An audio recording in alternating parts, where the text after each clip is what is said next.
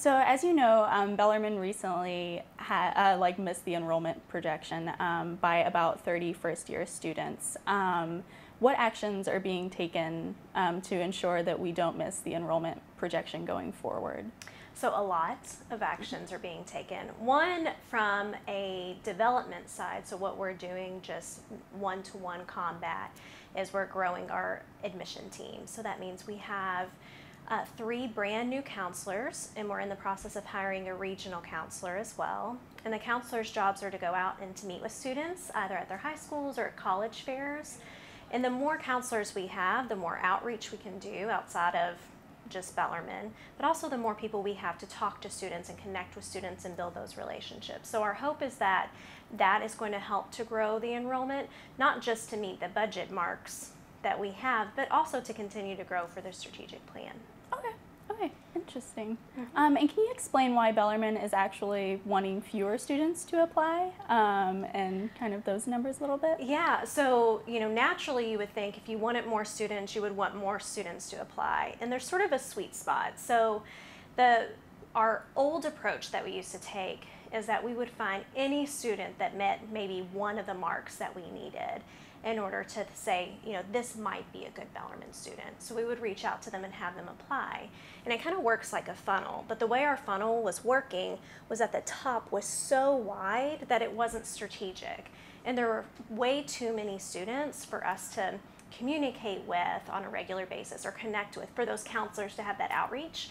So if we make it a little bit skinnier at the top, what we hope that the funnel does is that it provides us the ability to connect with students on an individual basis, because that's what their experience is going to be like here, and also that we can understand who those students are and make sure that they're a good fit for Bellarmine. So on the flip side, even though we meet our enrollment number, we also want to make sure we're meeting the retention number as well, that the students stay at Bellarmine. Okay.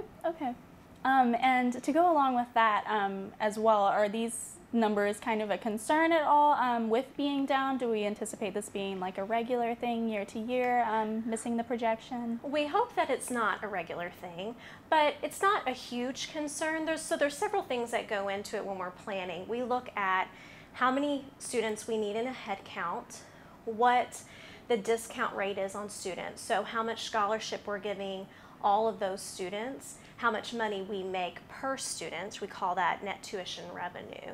And that helps with going into planning the budgets for the rest of the university. So we were good on everything else. It was just the head count was down. So the head count isn't as much of a concern as long as all the other markers are good. So the perfect scenario would be that all 3 of those markers, there's other things as well, but those that I've mentioned, that all 3 of those work well, and sometimes they fluctuate. So sometimes when you get more in head count, you get more in net tuition revenue, which is always a bonus. So just trying to figure out, making sure that we're good in terms of our budget, but making sure that we're getting enough students to fill seats and fill residence halls, all of those types of things. Okay, and through speaking with a couple of your coworkers as well, I've learned that there are a lot of factors like state schools. A lot of students are choosing to go to state schools versus Bellarmine. And do you have any information on why that is? Stuff like that, do you know? Well, I think we're combating a lot of things. So one, in the media right now, you're hearing a lot about affordability, debt.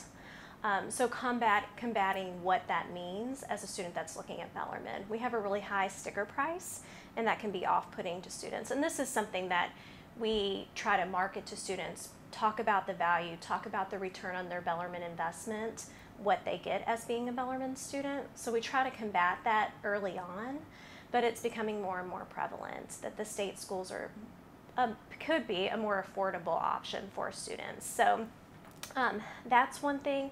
And then 2, just the decline in the number of high school students. That's something else that we're seeing in a general sense that's sort of making the uphill battle a little bit steeper.